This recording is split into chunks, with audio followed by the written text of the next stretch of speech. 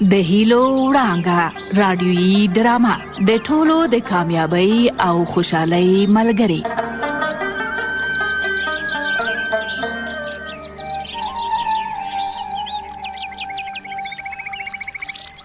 زه د خوشحال خیلو کلی یم. زه یو ځل بیا تاسو سره مخاطب یم. زه تاسو سره په خبرو کولو د خوشحالۍ احساس کوم. تاسو د نسرینې ترور لاپې شاپې د ملالۍ خوږې ماشومانه خبرې د چنارګل او عاشق الله مسخرې او سندرې واورېدې. اوس به د کلیوالو حال واخلو چې هغوی څه کوي او څه وایي.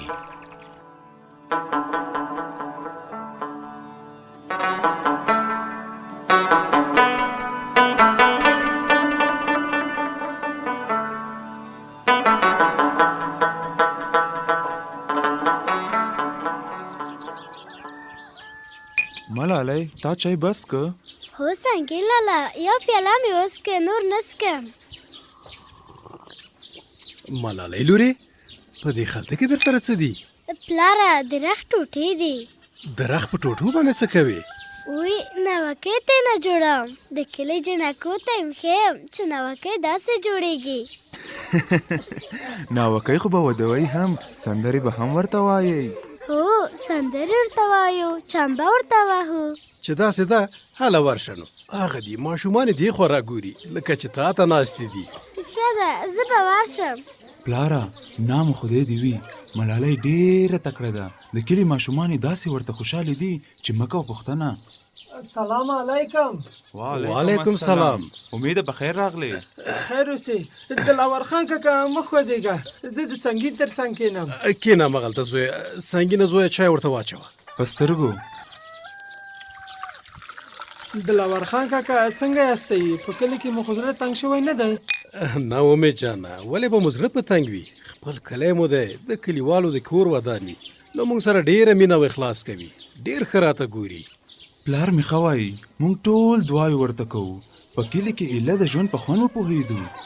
یاره سنګینه په راتګ مو ټول کلیوال خوشحاله دي. زموږ ماشومان لا ډېر درته خوشحاله دي. وایي چې ملالۍ د ماشومان لپاره ډېرې ښې کیسې وایي. ته ښه وایې امیده. ملالۍ اوس هم ماشومانو ته ورغله ویل چې زه د کلي له ماشومانو سره لوبېږم. دلاور خان کاکا که رښتیا راباندې وایي زه به سنګین ته ډېر خوشحال یم. د کلي په ابادۍ کې به له موږ ټولو سره مرسته کوي. که څنګه سنګینه وروره؟ په دواړو سترګو. خپل کلی ولس مو دی. د یو چا چې خپل کلي ولس ته خیر او ښېګڼه رسېږي ضروري ده چې ور ورسوي. امید وراره په مهاجرت کې به ما کار کوو او په اولادونو مې سبقونه ویل. د همدې لپاره مې ښه وروزل چې ټول وطن ته خیر او برکت ورسیږي. د هیلو وړانګه د هیلو وړانګه ستاسو د ژوند تمثیلونکې راډیویي ډرامه ده چې د ژوند په خوږو او ترخو کې به در سره ملګرې وي. په سختیو کې به تاسو ته حوصله درکوي او تاسې به تل خوښ ساتي. دغه ډرامه په پرله پسې توګه په ټول هېواد کې خپریږي.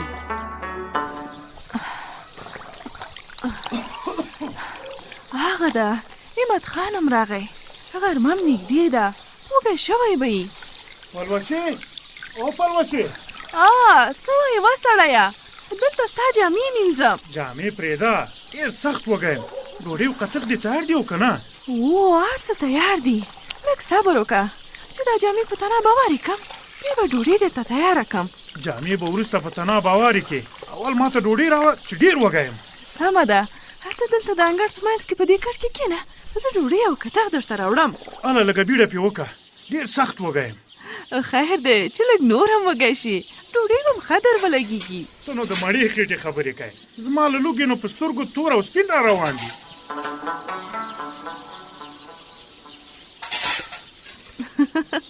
ته لکه چې ډېر وږی دا دي ډوډۍ او کتغ مې درته راوړل. زه به اوبه وچلم چې راوړم چې لاسونه پرې مینځې. لاسونو مینځلو ته حاجت نشته. چې راتلم د سیند په اوبو مې ومینځل. ښه نو چې داسې ده دارو کوئ. وکړې په دې قطق دې څه کړي؟ ولې څه مې پې کړي دي؟ دا څومره ډېره مالګه دې ور اچولې ده. احمد خانه ته عجیبه سړی په خدای. نو دا خاندې ولې زه درته رښتیا ښکارم؟ خاندم په دې چې بله ورځ د څه ویل؟ څه مې ویل؟ له ما نه خو هېر دي. هغه بله ورځ د غرمه مهال څه وخوړل؟ دا هم رانه هېر دي. ته ووایه چې څه مې وخوړل. خو در په زړه یې کوه خدایه چې هغه ورځ دې څه وخوړل او بیا دې ما ته څه وویل؟ وښځې خو ته ووایه چې څه مې وخوړل. اوس ولې پوښتنې رانه کوې؟ خوش اندېښنې مه رااچوه. چې داسې ده نو ښه غوږ راته کېږده چې زه ملامته یم که ته ملامت یې. درته غوږ یم. اوس دې خبرې راباندې مه خرڅوه. خبرې نه در باندې خرڅوم. هغه ورځ مې کچالو درته پاخه کړي وو. تا ویل چې مالګه کمه ده او په کتغ کې مالګه زیاته اچوه. ما مالګه زیاته واچوله. داسې مې وویل؟ هو خود دې هم داسې وویل. ښه چې داسې مې ویلي بیا خو به دا خواړه ښه په خوند وخورمه. خواړه دې دارو شه خو خدای دې د ښو هدایت درته وکړي چې په کور کې جنجال نه کوي. د هیلو وړانګه هغه راډیوي ډرامه ده چې د تفریح او خوښۍ ترڅنګ تاسو ته ګټور پیغامونه هم درکوي. دغه راډیوي ډرامه په پرله پسې توګه په ټول هېواد کې خپریږي. لاره د ټیکټر مو څه ته راوستی دی؟ پلار د جار شه ملالۍ لورې، دا د کور مخې ته د خوسا اوبو ډنډ پې ډکوو. ښه دا خوسا اوبه مې هېڅ نه خوښېږي. ملالۍ دا ځای چې په خاورو ډک کړو چمن به پکې جوړو، چار چاپېره به پکې بوټي کېنوو. بیا خو به موږ هم پکې لوبېږو که نه څنګه لالا؟ هو خود به پکې لوبېږئ. چې داسې ده زه ځم چې په ماشومانو زیری وکړم. زیری ورشه لورې زیری پې وکړه، د کلي ماشومان به هم خوشحاله شي. پلاره ملالۍ په کلي کې ډېره خوشحاله ده، د کلي ماشومان هم ورته خوشحاله دي. سنګینه زویه ته ښه وایې. هغه ورځ د ماشومانو په منځ کې ناسته وه، کیسه یې ورته ویله. ماشومان ورته داسې غوږ وو چې حیران پاتې شي. په زړه کې مې د خدای شکر ادا کړ. وایي چې ماشومان لکه واړه بوټي داسې دي چې ښه روزنه یې وشوي لوی ونې ترې جوړیږي چې بیا ګلونه کوي، میوې نیسي او سیوری خوروي. یاره سنګینه زویه دا خو څه عجبه خوږه خبره کړې ده. رښتیا زویه زه به د ټیکټر خواته ورشم چې څونه کار یې کړی دی. ښه ده پلاره ورشه چې کوم ځای پاتې وي هغه به م ورته وښیي. سلام علیکم. وعلیکم السلام. په خیر راغلی. خیر دې په نصیب شه. وبخه پوښتنه دې عیب نه وي. تاسو لکه چې نوي له مهاجرت راستانه شوي یاست. هو زما نوم سنگین دی. ډېر کلونه وروسته خپل کلي ته راغلو. سنگین وروره شکر دی چې په خوشحالۍ سره خپل کلي ولس ته راغلی. زما نوم ډاکټر خالد دی. په کلي کې ډاکټر یم. خدای مکه که کومه مریضي وي نو زما په خدمت کې یم. کور مو ودان ولې نه چې مریضي وي خامخا به درځو. وراره ستړی مه شي. ښاد اوسه کاکا الله د خوشحاله لره. ډاکټر صاحب خالد او دا هم زما پلارجان دی. نوم یې دلاور دی. ښه نام د خدای دی وي. دلاور کاکا هوښیار سړی دی. زه چې خبر شوم چې کلي ته له مهاجرته یوه کورنۍ راغلې ده او د کور مخې ته د خوسا اوبو ډنډه کوي ډېر خوشحاله شوم. یاره ډاکټر صاحب دا راته ووایه چې ته زموږ په راتګ باندې خوشحاله شوې او که د ډنډ په ډکولو؟ په څو دلیلونو هم تاسو ته خوشحاله شوم او هم د خوسا اوبو د ډنډ ډکولو ته. ډاکټر صاحب زما پلار ته به سوال پیدا شوی وي چې په کوم دلیل زموږ راتګ او په کوم دلیل د خوسا اوبو د ډنډ ډکولو ته خوشحاله شوې. د خوشحالۍ وجه مې دا ده چې تاسو خپل کلي ولس ته راغلی او له خپلو خپلوانو سره یو ځای شوئ. بله دا چې نوې تجربې به مو له ځان سره راوړي وي. زموږ به په درد وخوري. وایم کور دې ودان ډاکټر صاحب ته ډېر ښه نیت لرې. مننه دلاور کاکا. تاسو په خپله ښه او د خیر خلک یاست. اول خیر مو دا دی چې له راتګ سره مو سم د کلي د خوسا اوبو ډنډ ډک او کلیوال مو له مرضونو څخه وژغورل. ډاکټر صاحب خپل کلی خپل وطن مو دی. د خیر د کارونه یې راباندې حق دی. ته ښه وایې. په کلي کې ځینې نورې ستونزې هم شته. یوه ورځ به سره کینو او د ستونزو د هوارولو لارې چارې به ولټوو. زه د خوشحال خیلو کلی چې له پیړیو دلته ودان یم. د ګودر د غاړې زرکلن چنار، دا چار چاپېره غرونه، دا پلنې دښتې او دا په مستۍ روان سیند دا ټول له مانه مشران دي. تاسو زما د ژوند د خوشحالیو څخه ډکې شیبې په یوه خوندوره ډرامه کې اورېدلی شئ. د هیلو وړانګه راډیویي ډرامه.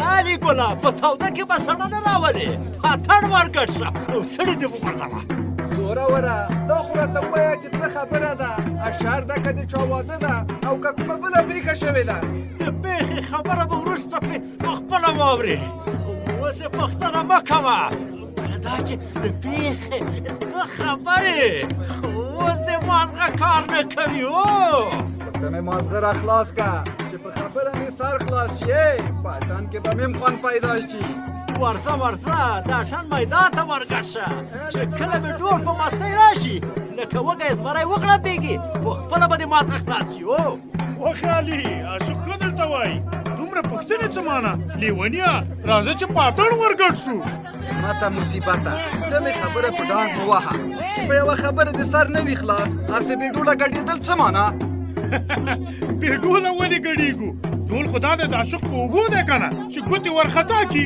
دا پورې غرونه به په ګډا راولي ښه چې غرونه ورته ګډېږي بیا نو خیالي څه پیشو نه دی خوړلی درځه وای مصیبته مخکې سه دغسې خیالي ګله څڼې دې وغورځو ولونه ولونه لکه باد چې په هوا وي د مرغۍ سیلونه واچوه ماته مصیبته اټام ته راګډېږه چې غم ته ورکوله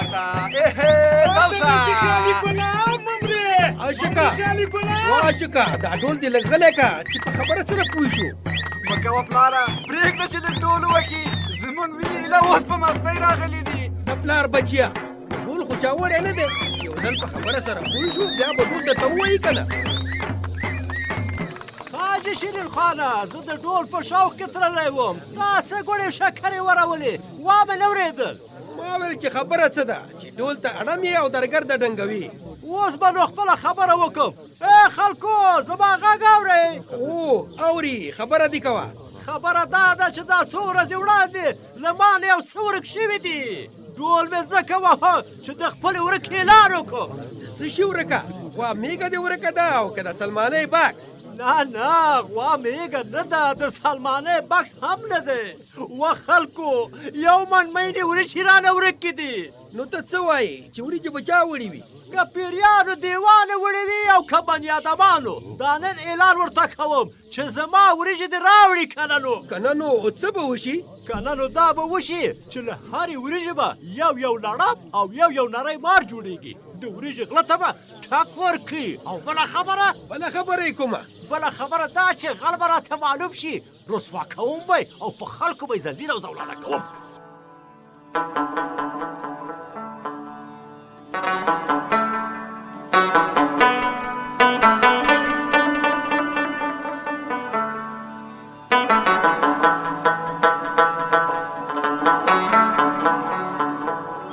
نن به زه تاسو له خپل یو اوسیدونکي سره معرفي کړم دی داسې یو شخصیت دی چې خلک ترې ډېرې هیلې او امیدونه لري جالبه دا ده چې نوم یې هم امید دی امید وایي که مې مخې ته راځي شیبې اغزنې ژوند کومه نه کښېنمه لاس تر زنې که ګرداب وي که څپې وي راته برندې پرې ورځمه ارادې مې لمبوزنې